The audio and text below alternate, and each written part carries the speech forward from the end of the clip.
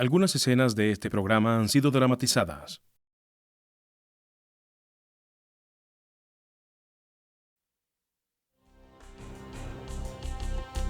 Un vendedor de autos de San Diego es asesinado mientras disfruta de una tarde tranquila con su familia. Dos asesinos desaparecen sin dejar rastro. Pasan los años y no se producen arrestos. Las autoridades locales solicitan ayuda a un fiscal. Él inicia una investigación exhaustiva que descubre dos conspiraciones. Una para cometer asesinato y la otra para ocultar un crimen.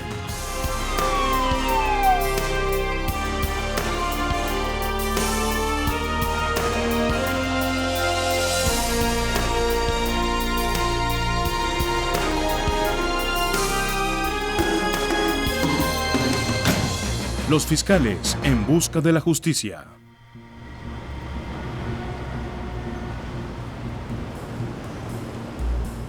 Cuando la investigación de un homicidio de alto perfil se enfría, los detectives acuden a un fiscal federal implacable. Durante más de una década, el fiscal Larry Burns encabezó las investigaciones y luchó por la justicia en los tribunales del sur de California. Mi filosofía es siempre ser justo, pero agresivo. Y en muchos casos, sobre todo en la etapa final de mi carrera como fiscal, lidiaba con gente que había convertido el crimen en una carrera. El objetivo en esos casos era condenar a la persona por el último delito cometido. Y en la mayoría de los casos, encarcelarlo por el periodo más largo posible, pero que no saliera y cometiera nuevos crímenes, causando aún más víctimas. Encargo mortal. En este episodio, los nombres de algunos individuos asociados con el caso han sido cambiados para proteger su identidad.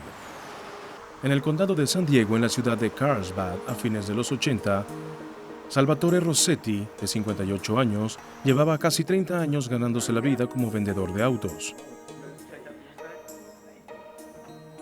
Tenía fama de honesto e íntegro. Le agradaba a los clientes. Sus compañeros lo consideraban un mentor. Había sido oficial de policía en Milwaukee y jugador de béisbol de las ligas menores. Tras décadas de vender autos para otros, Sal estaba tratando de abrir su propio negocio de autos usados. 17 de septiembre de 1988. Sal Rossetti estaba descansando en su casa de Leucadia, California, en las afueras de San Diego. Estaba viendo televisión con su esposa, su hija y sus nietos cuando alguien tocó la puerta. Su esposa Bárbara abrió y se encontró con dos hombres. Uno de ellos preguntó por su esposo. ¿Está en casa? Sí, un momento. Bárbara le dijo a Sal que alguien quería verlo.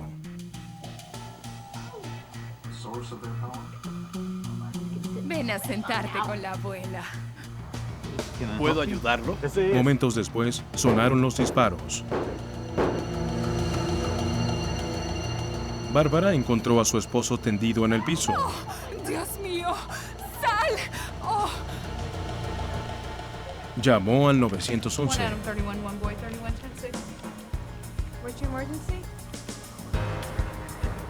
La policía de San Diego respondió a la llamada.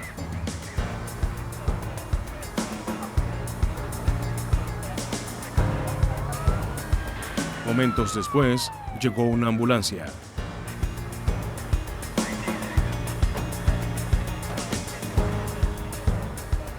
Los paramédicos encontraron a Sal Rossetti inconsciente en el piso con 3 heridas de bala. Los médicos trabajaron desesperadamente para salvar su vida. 15 minutos después, Sal Rossetti fue declarado muerto. Los detectives de la División de Homicidios de San Diego llegaron a la residencia Rossetti. Los 3 hombres comenzaron a procesar la escena del crimen.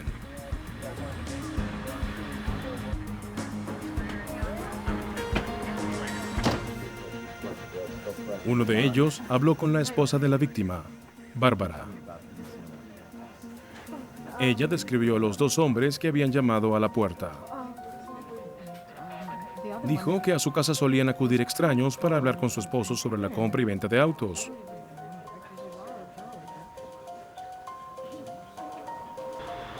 Otro detective habló con los vecinos. Un hombre dijo que había visto a dos hombres salir corriendo de la casa y alejarse en un vehículo oscuro con las luces apagadas. Cerca de la puerta principal, los detectives encontraron 4 casquillos vacíos. El detective de homicidios Terry Wisniewski estuvo allí. Aunque estaba oscuro en ese momento, encendimos los faros y vimos casquillos usados en la entrada. Parecían de una 9 milímetros. Nuestro fotógrafo los identificó y los fotografió. Le preguntaron a Barbara Rossetti si sabía por qué alguien querría matar a su esposo.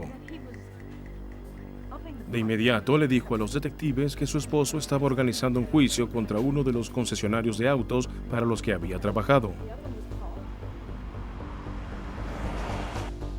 Sal creía que el concesionario lo había timado sistemáticamente a él y a otros vendedores en sus comisiones.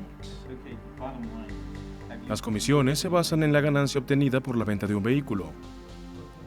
Sal estaba convencido de que el concesionario reducía los márgenes de ganancia para pagar menos comisión. El juicio comenzó con 17 vendedores, pero gracias a los esfuerzos de Sal, se unieron otros 300 durante un periodo de 5 años. Con tantos demandantes, el juicio podría costarle millones de dólares al concesionario. Barbara Rossetti también describió intentos para persuadir a su esposo de que abandonara el juicio. La señora Rossetti también nos dijo que había recibido una llamada telefónica unas 2 semanas antes del homicidio. En esa llamada, le ofrecieron abrirle su propio concesionario si abandonaba el juicio. Bárbara también citó otra llamada, más ominosa. A Sal le dijeron que enviarían un auto esa noche a recogerlo y llevarlo para hablar con alguien sobre el juicio. Pero Sal sospechaba algo y no quiso asistir a la reunión. Los detectives fueron al concesionario mencionado en el juicio. Les informaron que lo habían vendido recientemente. El contrato de venta contenía una cláusula que indemnizaba a los nuevos dueños contra el juicio de Sal Rossetti porque el supuesto fraude había ocurrido antes del cambio de administración.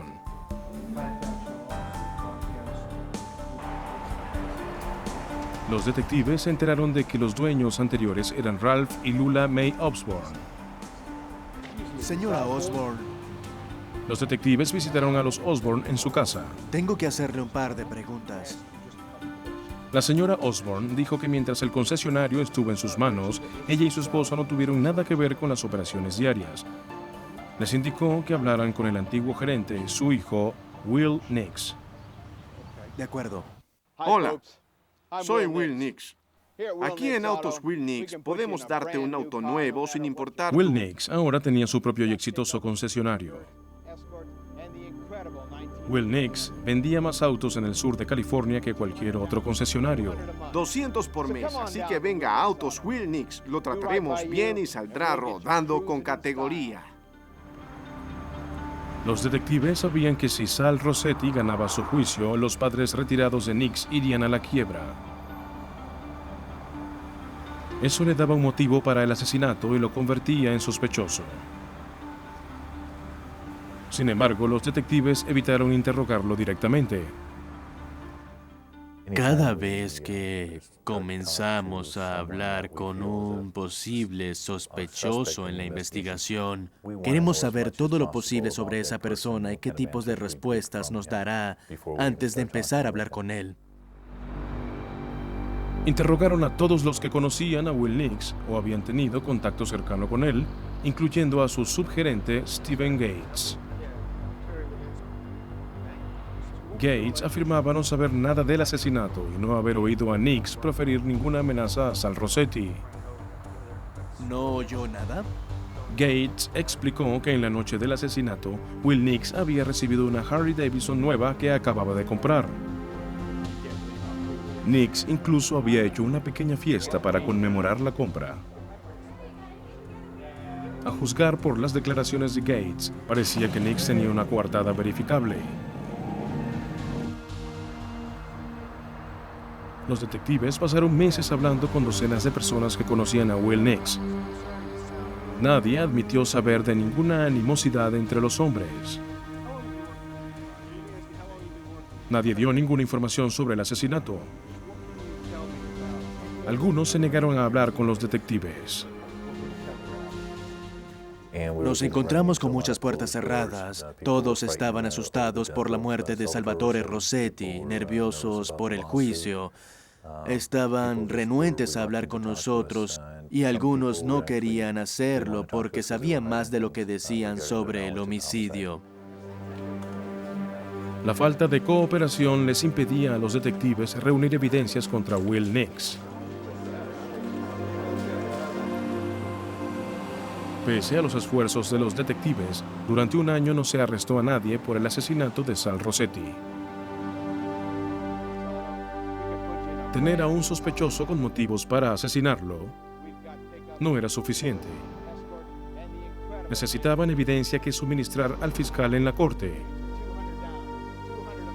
Primero, tendrían que romper la muralla de silencio que rodeaba a su único sospechoso.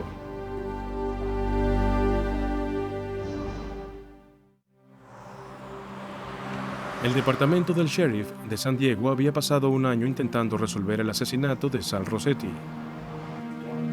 Docenas de pistas no habían conducido a nada, y si bien el caso seguía activo, los investigadores comenzaban a preguntarse si algún día resolverían el crimen. Tuvieron un golpe de suerte cuando un hombre contactó a la policía alegando tener información sobre el asesinato. Su nombre era Eugene Coburn. Era gerente de ventas en Will Nix Ford. Su hija había salido con Will Nix en forma intermitente durante años. No se había presentado antes porque temía por su seguridad y no quería perder su trabajo. Pero después de un año, ya no pudo con su conciencia. Coburn dijo que todos los amigos de Nix sabían que había contratado a unos asesinos mexicanos para asesinar a Sal Rossetti. Supuestamente Nix había planeado el asesinato delante de varios testigos. Al pedírsele pruebas o evidencias, Coburn admitió no tener ninguna. Solo había oído rumores. Los detectives debían corroborar la historia de Coburn, pero con Will Nix aún en libertad, no les sorprendía que ninguno de sus amigos admitiera conocer algún plan de asesinato. No sé nada de eso. Terry Wisniewski comprendió que necesitaba ayuda. Había trabajado en un caso con el fiscal Larry Burns. Le habló del caso de Rossetti y de la información que Coburn le había dado. Y Burns aceptó hacerse cargo. Uno de los primeros datos que proporcionó Eugene Coburn a los detectives fue que había oído de personas muy cercanas al señor Nix que el asesino había sido contratado en México. Y eso era una revelación muy importante para nosotros. Era importante en primer lugar porque le daba al gobierno federal el derecho a intervenir. Se sospechaba que uno de los asesinos había cruzado la frontera y llegado a los Estados Unidos desde México, a donde había vuelto después del crimen. Debido a este traslado, el FBI pudo colaborar en la investigación. El fiscal Burns y los agentes del FBI necesitaban encontrar el modo de obligar a los testigos a revelar lo que sabían del asesinato. Idearon un plan que usaría el poder de un gran jurado federal para romper el silencio de los testigos. El gran jurado tiene el poder de obligar a una persona a comparecer y responder preguntas. Los detectives no tienen esa facultad. Pueden investigar pistas y hacer notar evidencias, pero a fin de cuentas, si como ocurría en este caso, los testigos se niegan a hablar con la policía, están atados de manos y no pueden hacer nada. Eso no es así con el gran jurado. Ellos pueden citar a la gente. Si se niegan a responder las preguntas, pueden enviarlos a la cárcel por desacato y mantenerlos allí mientras dure la vigencia del gran jurado, que en la Corte Federal es de 18 meses. Eso hace que los testigos hablen más fácilmente. Para que el plan de Burns funcionara, necesitaría la ayuda del único testigo voluntario que tenía, Eugene Coburn. Durante el curso de la investigación le pedimos que hiciera varias llamadas telefónicas monitoreadas, donde se instaló un equipo que nos permitía a los agentes y a mí escuchar la conversación con audífonos. El plan era hacer que Coburn llamara a personas que podrían saber de la participación de Nix en el asesinato. Las conversaciones fueron grabadas. Durante las llamadas, Coburn decía que tenía una citación de un gran jurado y no sabía por qué. Decía que había visto el nombre de Nix en la citación y se preguntaba qué decir y qué no al gran jurado. Dígame, ¿qué hago? Una de las primeras llamadas hechas por el señor Cawthorn a petición de los investigadores fue una persona llamada James Wolzak. Wolzak integraba el círculo más íntimo de Nix en la Will Nix Ford. Era uno de los gerentes de ventas allí y resultó que había oído a Nix decir que mataría al señor Rossetti y sabía que había existido planificación. Diles que no sabes nada, no digas nada. Con las declaraciones incriminatorias grabadas, los detectives tenían evidencia de que esa persona sabía del asesinato. En varias instancias, estos testigos fueron llamados ante el gran jurado y comenzaron diciendo, como luego se supo por el testimonio del juicio, que no tenían información sobre el caso y que no sabían por qué los habían citado. Básicamente, yo los dejaba que se acorralaran ellos mismos delante del gran jurado antes de sacar la grabadora ante todos, reproducir la cinta y pedirles que escucharan su propia voz en ella. Quisiera que escucharan esta cinta, por favor.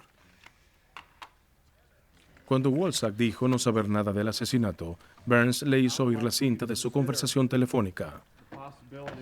Burns explicó luego las leyes sobre perjurio. Hay un conjunto de leyes federales que se aplica a los grandes jurados, y esas leyes federales dicen que esencialmente es una defensa a un cargo de perjurio si durante una sesión continua de un gran jurado, aunque se haya dado falso testimonio como testigo, se lo puede corregir antes de salir de la cámara. Yo se lo explicaba en detalle a cada uno de los testigos. Enfrentados a la amenaza de pena por perjurio, los testigos más renuentes cambiaron sus historias y cooperaron con la investigación. El agente del FBI, Jacob Gregory, participó en la grabación de conversaciones telefónicas. Cuando unimos fuerzas con la oficina del sheriff, logramos entrevistar a una gran variedad de personas y descubrimos que muchos no querían hablar, pero sospechábamos que sabían más de lo que nos venían diciendo. Y en un esfuerzo de colaboración con la oficina del sheriff en presencia del fiscal Burns, decidimos que intentaríamos hacer que algunos testigos grabaran conversaciones. Lo hicimos grabando conversaciones entre todos los testigos y eso nos produjo un poco más de información que fue beneficiosa para lo que nosotros queríamos. Con cada testigo que declaraba ante el gran jurado, se repetía la técnica del teléfono. A los testigos se les persuadió de llamar a una nueva ronda de potenciales testigos. Sabíamos que ellos eran taimados y deshonestos y estaban tratando de ocultarnos información y que la única forma de obtenerla era presionarlos. No me refiero a nada que traspasara los límites de la ética. sino que a muchos tuvimos que engañarlos para que nos dijeran lo que sabían. Finalmente, contactaron al subgerente de Will Nix, Joseph Gates. Después de mentirle 2 veces al gran jurado, Gates fue confrontado con evidencia que lo implicaba en el asesinato. Finalmente aceptó llamar a Will Nix. Era asistente de gerencia de Will Nix, pero en esencia su trabajo era de mandadero de Nix. Tuvo una gran participación en la conspiración al comienzo y después en el plan para ocultar el asesinato. El 12 de junio de 1990, los detectives grabaron una conversación telefónica entre Nix y Stephen Gates. Nix sabía sobre la investigación del gran jurado. Creía que sus teléfonos estaban intervenidos, aunque la policía nunca intentó hacerlo. No, el teléfono podría estar intervenido, no sé. Pero la paranoia de Nix evitó que dijera nada que pudiese implicarlo en el asesinato. No tengo conocimiento. Marlene Cabin, la asistente del taller del concesionario, testificó ante el gran jurado. No sabía. Cabin dijo que Nix le pidió a su empleado Paul González que preparara la muerte de Rossetti. El agente del FBI, Ross Baker, investigó la conexión de González. A Will Nix le gustaba parecer un sujeto duro. Se asociaba con personas que creía sujetos duros, así que Paul representaba esa imagen en el concesionario. Insinuó que estaba conectado con la mafia mexicana, que conocía a traficantes de drogas y personas peligrosas y que no convenía meterse con él porque también era muy peligroso. En realidad, Paul no era un sujeto duro, solo estaba haciendo ese papel. Will Nix comenzó a pedirle ayuda en diversas situaciones y Paul debía producir resultados. La primera vez, Will Nix quería comprar unas ametralladoras Uzi. Había visto la película Scarface. Le pareció muy buena y quería tener unas ametralladoras Uzi para defender su hogar. Y creía que Paul, tan conocedor de los bajos fondos, podría conseguírselas. En ese momento, estas armas podían comprarse fácilmente en cualquier tienda y Paul González solo fue y compró las Uzis en una armería local y se las dio a Will Nix. Pero Will Nix le dio un empleo porque creyó que era un ampón que podría arrojar buenos resultados. Según la testigo, Will Nix se acercó a González y le preguntó si mataría a Sal Rossetti. González no quiso asesinarlo él mismo, pero ofreció contratar a un asesino profesional. El subgerente de Nix, Stephen Gates, les contó a los detectives cómo había sido financiado el asesinato. Según Gates, Nix tenía una dependencia a la cocaína que le suministraba casi diariamente el traficante David Hernández.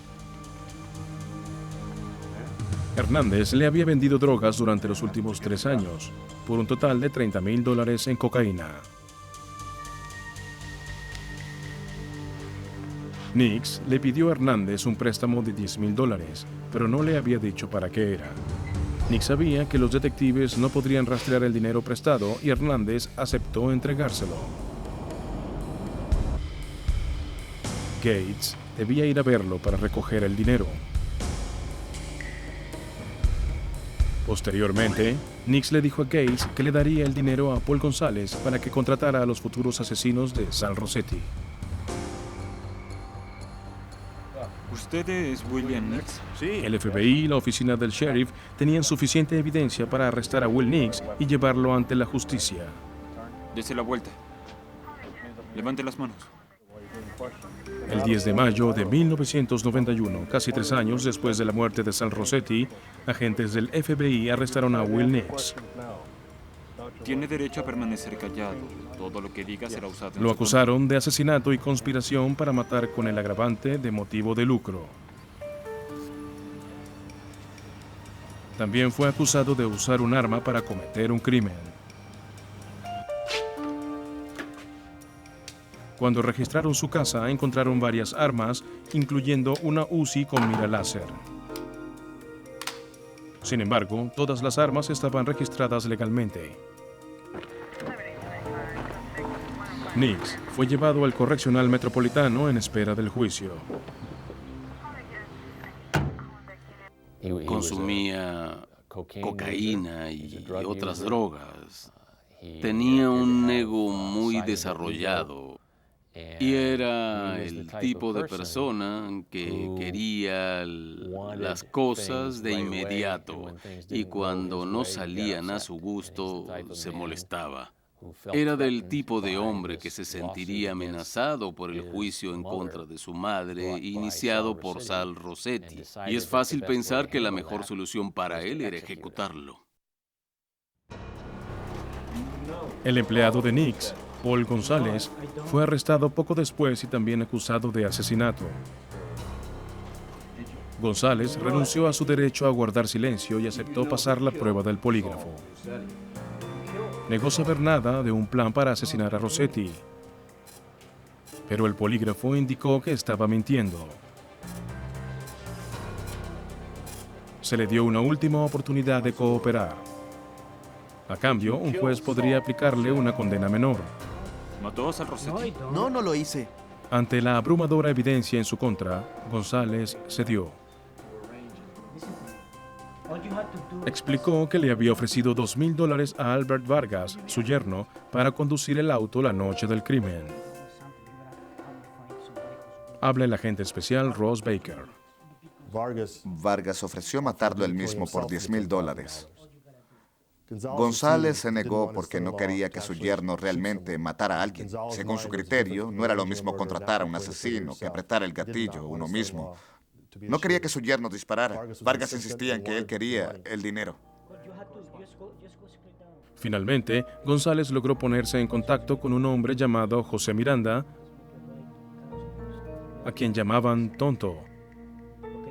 Era un mexicano que afirmaba haber matado varias veces a cambio de dinero. También contrató a su hijo Paul Jr. para que condujera un segundo auto que sería cambiado por el auto del asesino después del crimen.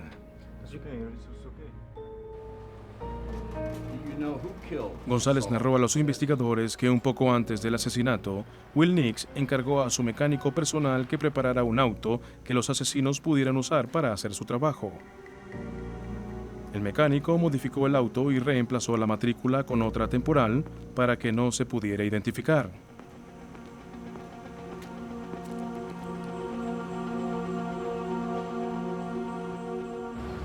El 21 de noviembre de 1991, González padre y Vargas se presentaron en una corte distrital y se declararon culpables.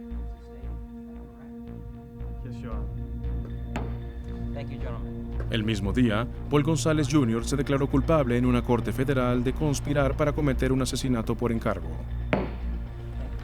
Todos aceptaron dar testimonio con la esperanza de que gracias a su cooperación les redujeran sus condenas.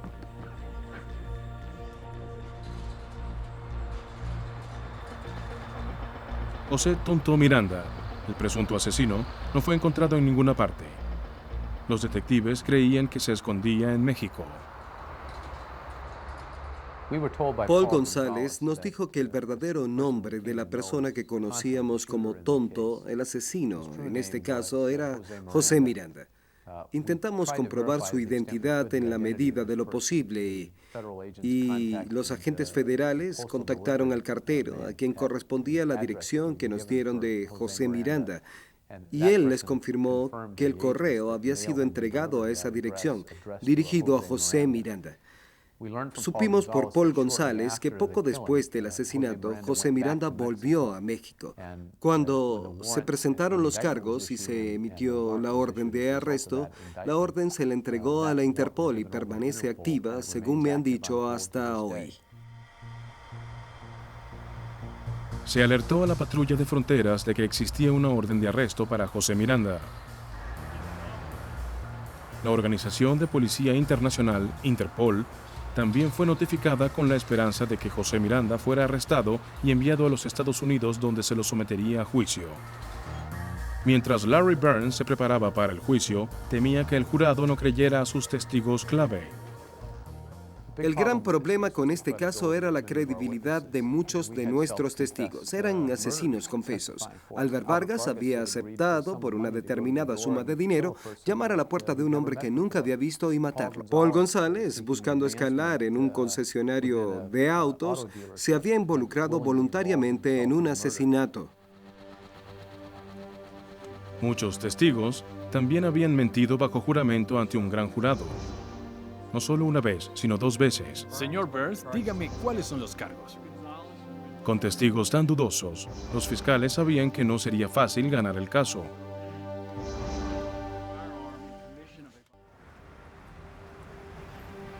El juicio de Will Nix comenzó el 16 de julio en el Tribunal de Vista. Presidía el juez J. Morgan Lester. Uno de los primeros testigos en declarar fue James Wolsack, el gerente de ventas de Nix. Testificó que Nix estaba molesto por el impacto que el juicio estaba teniendo en su madre y temía que otro juicio parecido se planteara contra su propio concesionario. Wolsack habló también sobre la personalidad agresiva de Nix, a quien le agradaba que lo llamaran el Toro.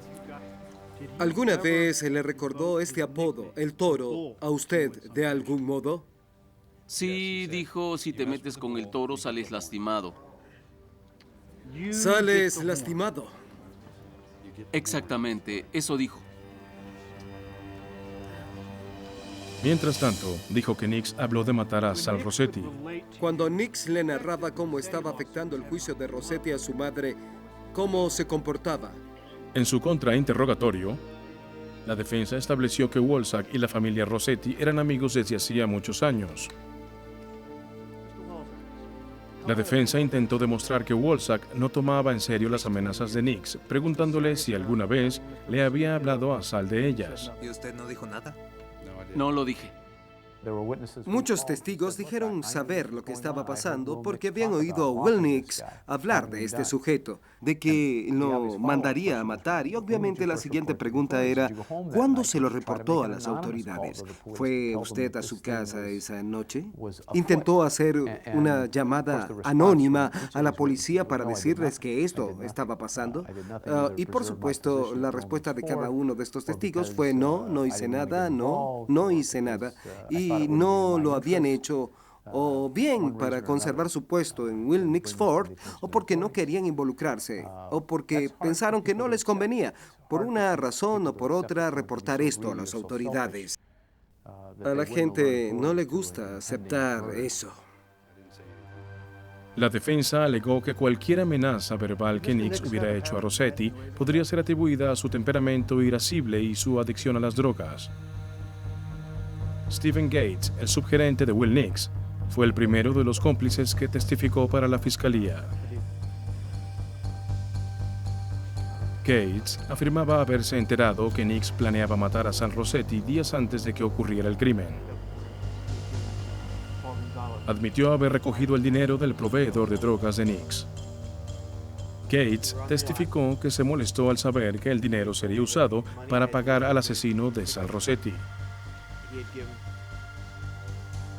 Como no reportó el plan a las autoridades, Gates fue acusado de asesinato. En el contrainterrogatorio, la defensa atacó la credibilidad de Gates. Gates admitió que había cometido perjurio repetidas veces durante las audiencias del gran jurado. Usted le dijo al gran jurado que no sabía que el señor Nix hubiera arreglado nada. ¿Eso es verdad o mentira? Mentira. Y en su segundo testimonio le había dado inmunidad. ¿Estaba mintiendo aún a pesar de eso? Sí. La fiscalía llamó después al proveedor de drogas de Will Nix, David Hernández. Testificó que un mes antes del asesinato le había prestado $10,000 a Nix. En esa época, Hernández decía no saber para qué sería usado el dinero.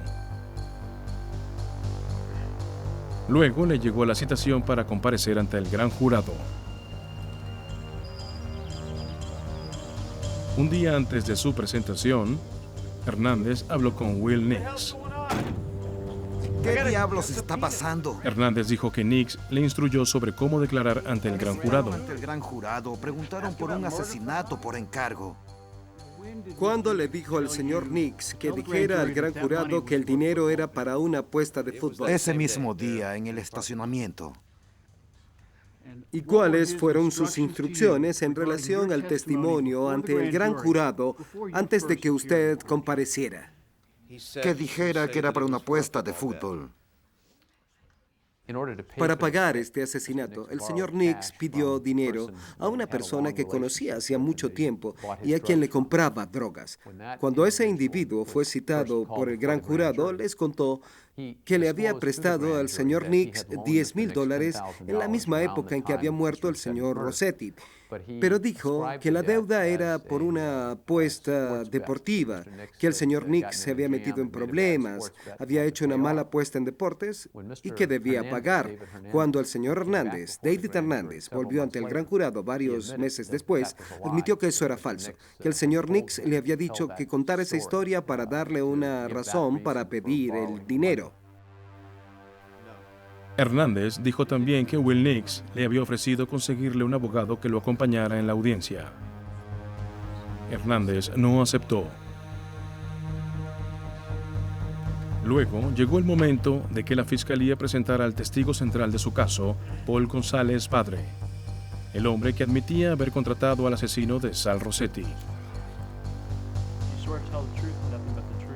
González afirmaba que el plan original era matar a Sal Rossetti en el concesionario de autos donde trabajaba. El asesinato público haría que los demás vendedores desistieran del juicio contra los padres de Will Nix. Pero cuando él y los asesinos llegaron al concesionario, Sal no estaba ahí. González atestiguó que él, su hijo, Albert Vargas y José Miranda se detuvieron en un teléfono público para llamar a Will Nix.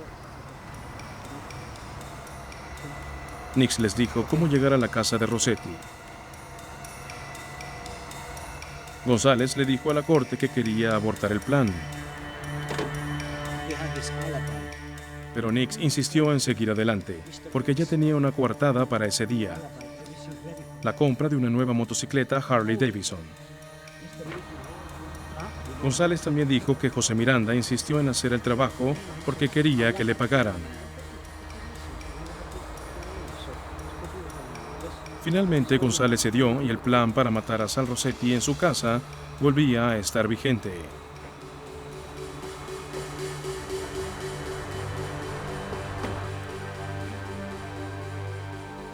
En su contrainterrogatorio, la defensa intentó demostrar su principal argumento en la defensa de Will Nix, que González asesinó a Rossetti sin que Nix lo supiera, como una forma de acceder a su círculo de amistades.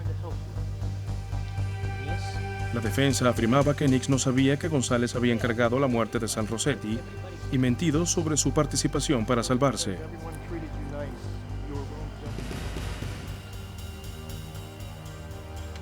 Albert Vargas era el yerno de Paul González. Ofreció ser el chofer del asesino por $2,000. El testimonio de Vargas era crítico porque estaba con el presunto asesino, José Miranda, en el momento del asesinato. ¿Quiere decirnos qué pasó después de que usted salió del auto? Bien, fuimos directamente a la puerta. Vargas declaró que él y Miranda condujeron hasta la casa de Sal Rossetti.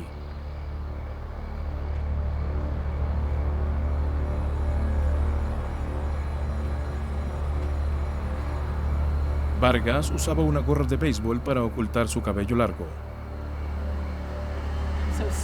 Dijo que Bárbara Rossetti abrió la puerta. ¿Sal está? Sí, un momento. Y llamó a su esposo. Segundos después, Sal vino a la puerta. Vargas dijo que le había dicho a Miranda que el objetivo era el hombre que estaba parado allí. Entonces Miranda disparó. Ahora le tocaba a la defensa presentar su caso, y el acusado, en persona, subiría al estrado. Will Nix era un gran vendedor, un hombre que ganaba millones vendiendo autos gracias a su buena labia. En el estrado, intentaría hacer la mayor venta de su vida, vendiéndole su inocencia a un jurado.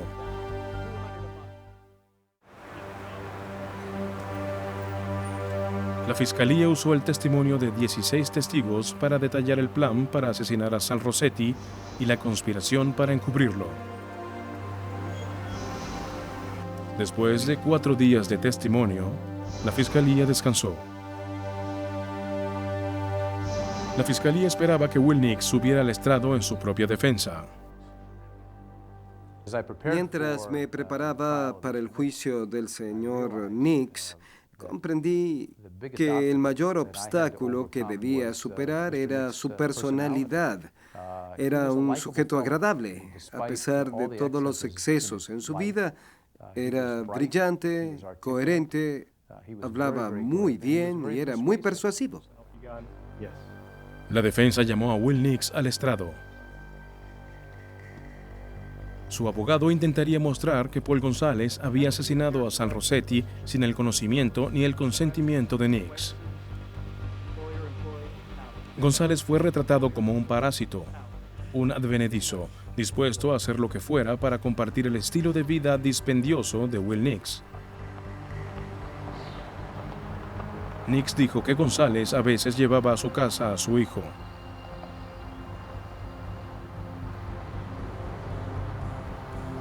González supuestamente le había dicho a su hijo que ellos algún día tendrían una casa como esa.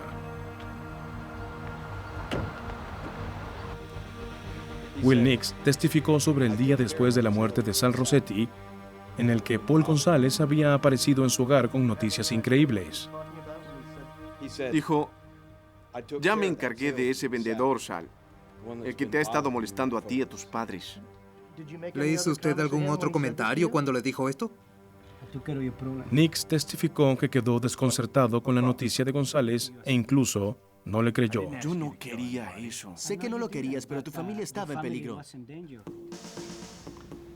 ¿Tuvo alguna discusión anteriormente con el señor González sobre hacerle daño al señor Rossetti? No, señor, en absoluto. La defensa alegó que González apareció en la oficina de Nix 2 días después.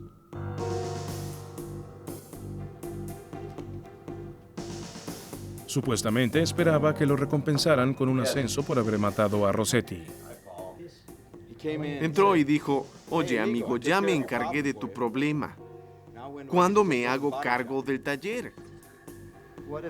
Nix dijo que se había negado a poner a González a cargo del taller. Según Nix, González reaccionó airadamente. ¿Habló alguna vez de llamar a la policía o algo similar con el señor González? Me dijo... Nix alegó que no había notificado a la policía porque González lo había amenazado. Dijo, ahora quiero encargarme del taller. Dijo, antes de salir, si se sabe algo de esto, o si me arrestan, o me molestan de algún modo, de cualquier modo, me aseguraré de que vivas lo suficiente para enterrar a tu padre y a tus 2 hijos. Al fiscal Burns le preocupaba que el testimonio de Nix fuera admitido por el jurado. Recuerdo que en algún momento le dijo al jurado que, si bien él dirigía su concesionario, la propietaria era su madre y si tenía que decirle a alguien quién era realmente el cerebro de la operación, era ella. Esa clase de humor autocrítico fue bien recibido en el jurado. Recuerdo ver a varios miembros del jurado reírse y pensé, están haciendo una conexión con él. Y es malo para nosotros, porque si creen lo que él dice, perdimos. A continuación, la fiscalía tendría la oportunidad de contrainterrogar a Will Nix. Para Larry Burns sería su última oportunidad de denunciar a Will Nix ante el jurado como el hombre que había orquestado el asesinato de Sal Rossetti. El exitoso vendedor de autos, Will Nix, estaba siendo juzgado por el asesinato de Sal Rossetti cometido en 1988. Como se estaba defendiendo a sí mismo en el estrado, la fiscalía ahora podía contrainterrogarlo. El fiscal Larry Burns intentaría usar el testimonio de Nix en su contra. Según la historia de Nix, las amenazas de muerte de Paul González habían sido hechas 2 días después de que González le contara que había matado a Rossetti. La fiscalía agregó que Nix había tenido mucho tiempo para notificar a las autoridades. Señor Nix, ¿quiere explicarle a esta sala por qué no tomó el teléfono y denunció a Paul González de inmediato? ¿Porque no le creí? Las conversaciones telefónicas que la fiscalía había grabado durante la investigación habían sido fundamentales para llevar a juicio a Nix. ¿Cuántos días pasaron? Pero ninguna perjudicó tanto su defensa como esa en la cual le mentía desvergonzadamente a su madre, hablando desde el teléfono de la cárcel. ¿Recuerda esa conversación? En un momento, su madre lo llamó al Centro Correccional Metropolitano y estaba desesperada. Decía, ¿qué es todo esto? ¿Por qué estás en la cárcel? No entiendo. Y en una voz quejumbrosa y llena de emoción, él le dijo, no tengo idea. Si tú estás confundida, imagínate cómo estoy yo. El FBI se aparece en mi casa y me arrastran a San Diego y aquí estoy en una celda rascándome la cabeza, preguntándome cómo me implicaron en esto. En la cinta, el jurado oyó como Nix decía a su madre que no sabía por qué habían arrestado a Paul González. El jurado, sin embargo, había oído a Nix testificar que González le había contado que había matado a Rossetti. Le dije, señor Nix, quiero preguntarle sobre lo que le dijo a su madre. Pero antes de preguntarle eso, quiero hablarle del modo en que lo dijo. Le confieso, señor Nix, que escuché esta cinta y escuché su tono de voz y me quedé desconcertado, ¿sabe? Realmente le creí. Usted habló con mucha convicción.